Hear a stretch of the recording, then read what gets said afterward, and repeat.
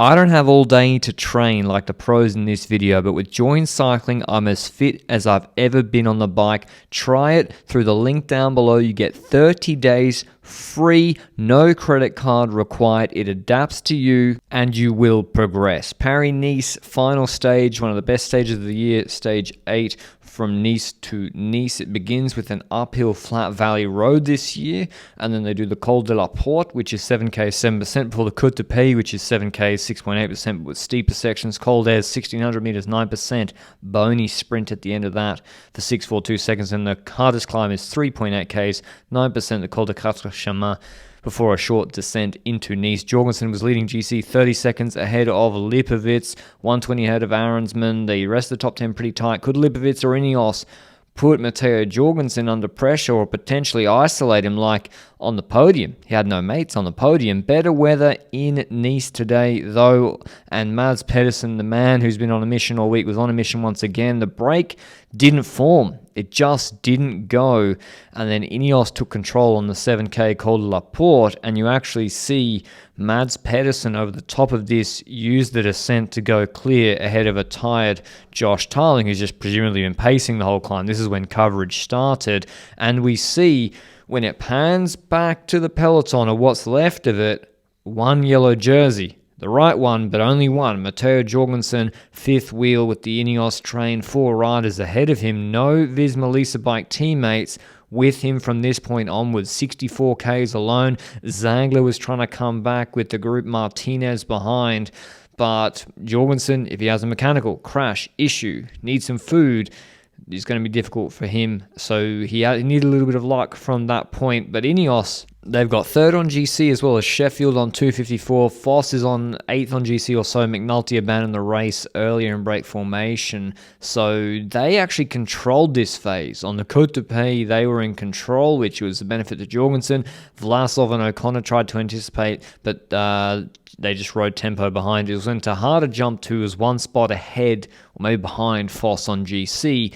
That's when we see him start to move a bit quicker in the last 3Ks of this climb, and Lipovic actually uses this opportunity to test Jorgenson. Sheffield straight on the wheel. He was obviously feeling good today, and Jorgenson also looked pretty comfortable responding to both of Lipovic's attacks. Tahada, 4th wheel, Champoussin there as well, Felix Gall, Arensman testing Jorgenson, so he's already having to respond, maybe getting worked over Jorgenson, but fortunately for him, INEOS take back control over the top of the Côte de Pays. We've got a pedaling descent afterwards. Pedersen's still up there. Gall and Vlasov bridged to him, and look at Magnus Sheffield. Vos was just controlling that group. Sheffield's comes out of the line on this descent, works up speed, and goes past the front of the race at a much faster speed. Jorgenson, you see, sees him and tries to, or thinks about reacting.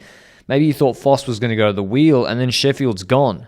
Then it's too late to react. He's on the radio right here, probably asking the car, hold on, what's the gap to Sheffield? Do I have to chase? The answer was not really, because he's on 250 or something. Eventually some rider like Storer or Lipovic or even Aronson probably himself, they're not going to want Sheffield to move ahead of them on GC, but nervous moments.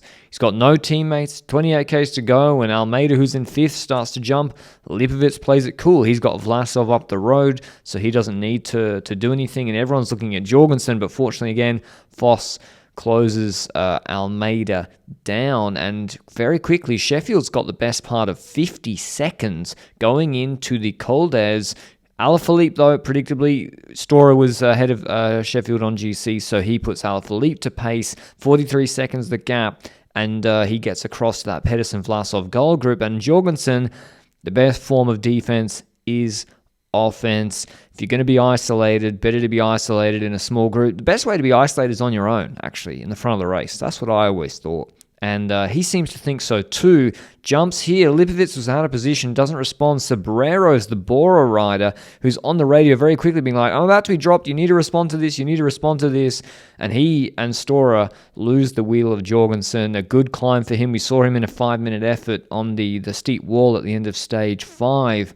Being the strongest rider in the race. And now that he's got a gap and it's mano a mano against Sheffield and Lipovic, the race is sort of more under control for him because Lipovic is working equally as hard. He's got no teammate helping him on this climb or maybe on the descent afterwards. In theory, Vlasov could help him. Pedersen miraculously manages to hang on for the intermediate sprint at the top of Col d'Ez to secure the green jersey, but Jorgenson now has got a gap, and it's not 5 seconds anymore. It's still 20 seconds to Sheffield. He shaved half a minute off that, but Lipovic seemed to stall at the end of Col d'Ez because now we see him behind, presumably, Thymen Arensman, and it's a difficult thing to know what to do with Vlasov. Do you let Vlasov get brought to the front of the race? He's on the radio right now as Jorgenson steams past, maybe play for the stage win. Do you have Vlasov sit up and wait to pull Lipovic back to Jorgenson? They eventually decided to let Vlasov stay with him, and that means that there's no cohesion in the group behind. INEOS are blocking because they've got Sheffield at the front of the race, looking good for the stage. Stora's trying to control it for Sheffield.